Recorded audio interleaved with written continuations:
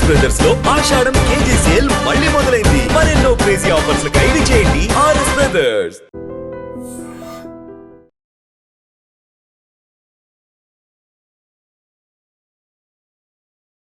నమస్తే, నేను Kavitha. Welcome to I dream legal talk. మనతో పాటుగా ఉన్నారు అడ్వకేట్ పూజారి నాగేశ్వరరావు గారు. హలో అండి నాగేశ్వరరావు గారు. ఇప్పుడు దేశమంతా ఎదురు చూస్తోంది నిమిష ప్రియకి సంబంధించి ఏమవుతుంది అనేది. మరికొద్ది గంటల్లో యెమెన్లో తనకి ఉరిశిక్ష విధిస్తారా అనే దాంట్లో ఇక్కడ డిప్లొమాటిక్ అఫైర్స్ చూడాలా, లేకుంటే ఒక బ్లడ్ మనీకి సంబంధించి వాలంటరీగా వీళ్ళు ఇవ్వాలా, ఏం జరుగుతోంది? ఎందుకని మన దేశం ఇంకా మనం చేసేదంతా చేసాము, ఇప్పుడు మన చేతుల్లో ఏం లేదు అనేటువంటి ఒక అభిప్రాయానికి ఎందుకు వచ్చారు?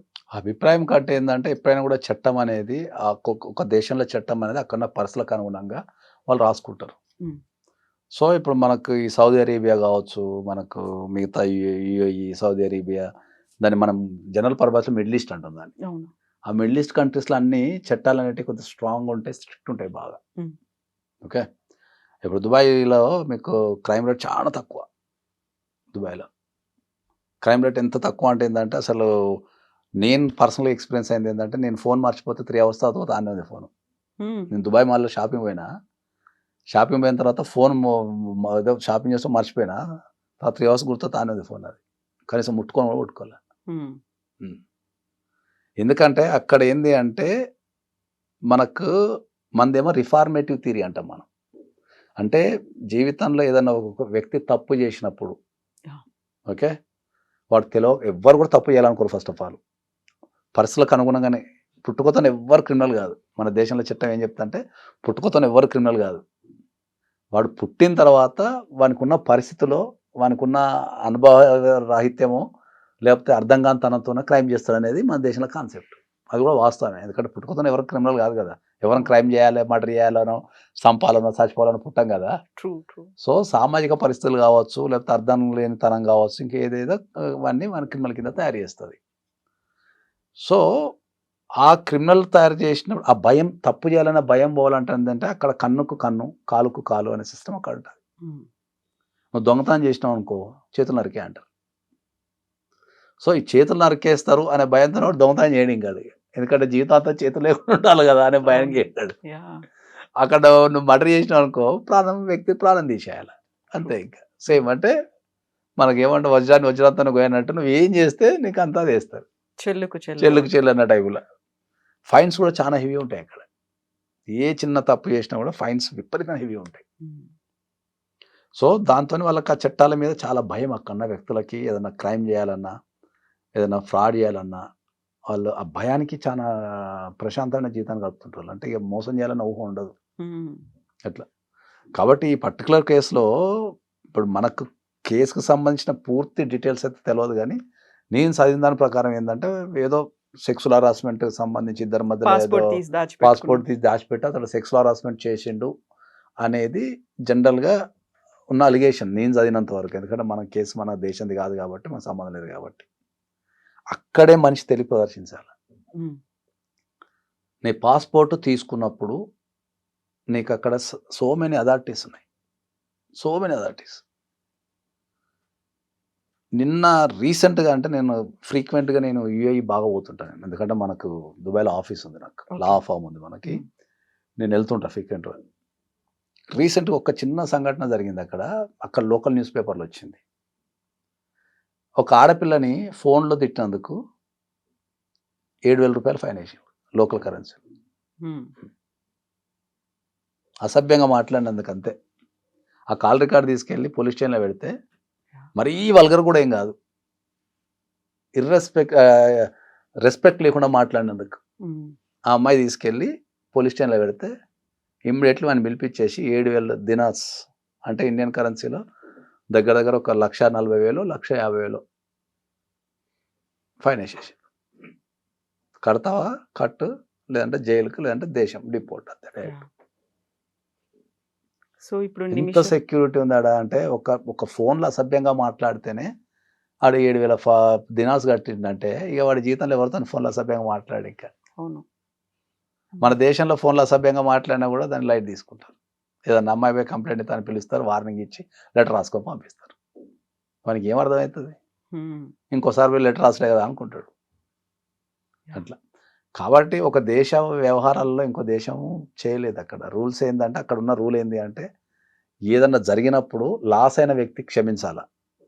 వాళ్ళు లాస్ అయిన వ్యక్తి అంటే ఒక ప్రాపర్టీ లాస్ అయినాము, లేకపోతే ఒక ప్రాణం కోల్పోయినాము అనుకో, ఆ లాస్ అయిన వ్యక్తి అన్నా క్షమించాలా, ఆ ఫ్యామిలీ అన్న క్షమించాలా, లేదా దానికి ఏమైనా కాంపెన్సేషన్ ఉంటుందా కట్టాలా.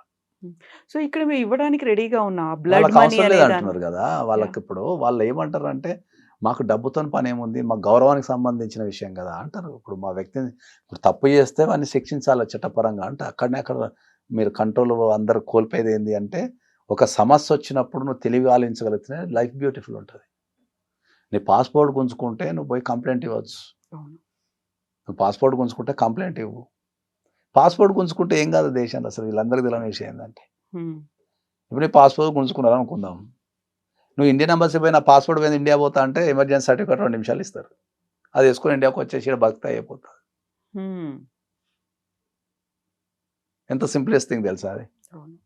కాకుండా వెళ్ళేదంతా అక్రమంగా వెళ్తున్నారు, అక్కడ చేసే పనులు కూడా అక్రమంగా, అంటే అక్కడ యాక్సెప్ట్ కాని పనులు చేయడం అనేది ఇప్పుడు చాలా తగ్గిపోయింది. ఇప్పుడు కొద్దిగా లీగలైజ్ అయిపోయింది. ఒకప్పుడు మనం అన్నట్టు మీరు అన్నట్టు ఒక 20 years క్రితము ఈ పాస్పోర్ట్ గుంజుకునే కల్చర్, తర్వాత ఈ దొంగ వీసాల మీద తీసుకెళ్లే కల్చర్ అంటే ఇప్పుడు కూడా ఉంది, కానీ చాలా తగ్గిపోయింది. ఇప్పుడు కొద్దిగా టెక్నాలజీ పెరగటము, ఫోన్స్ అవైలబుల్ రావటము, జర న్యూస్ స్ప్రెడ్ కావడంతో ఒకప్పుడు 100 మంది అట్లా వెళ్తే ఇప్పుడు ఒక 10 members వెళ్తున్నారు అంతే. అది కూడా అజ్ఞానం లేమితోనో ఇక మోసగాళ్ళు ఉంటారు కదా అట్లా వెళ్తున్నారు తప్ప తగ్గిపోయింది. నిమిష ప్రియ కేసుకి ఏమవుతుందంటారు?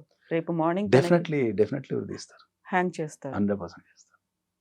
వేరే ఆప్షన్ లేదు వాళ్ళకి. అక్కడ ఇప్పుడు అక్కడ ప్రభుత్వం లేదు, హౌతీలు వాళ్ళు ఆధీనంలోకి తీసుకున్నారు, వాళ్ళు కూడా దాన్నే ఫాలో అవుతూ ఉంటారు. ఇక రూల్ ఈజ్ రూల్ కదా. ఇక ఎప్పుడైనా కూడా ఇక వాళ్ళ దేశ పౌరులని చంపినప్పుడు ఇక వాళ్ళకు అవి కొద్దిగా కంపారిజన్ టు కొద్దిగా వెల్త్ కంట్రీస్, అవన్నీ కొద్దిగా అంటే డబ్బున్న కంట్రీస్ కదా.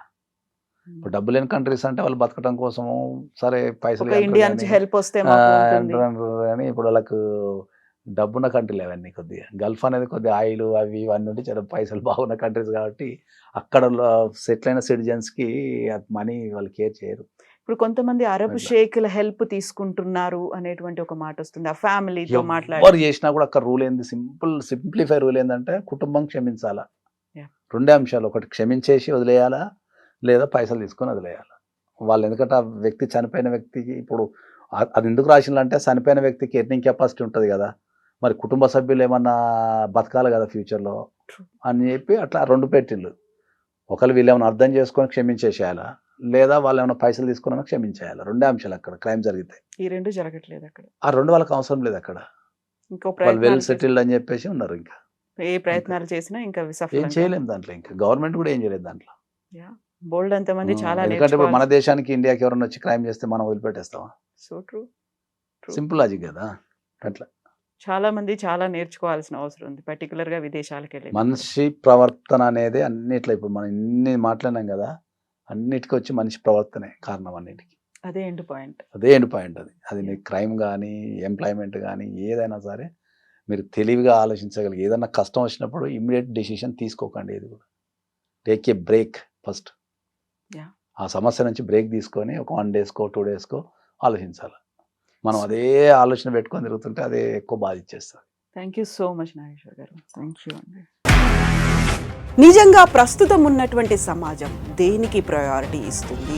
ఆర్థిక సంబంధాల చుట్టూ మాత్రమే తిరుగుతోంది. మళ్ళీ ఎన్నికలంగానే చాలా విరక్తి కలుగుతున్నాం. మంచి అనిపిస్తుంది కదా, లేడీస్ కూడా ఛాలెంజింగ్ జాబ్స్ చేసినప్పుడు చాలా బాగుంటది. ఫుడ్ డెలివరీ ఇవ్వటానికి వెళ్ళినటువంటి డెలివరీ బాయ్ అనిల్ పై కళ్ళ ముందు పెళ్ళండి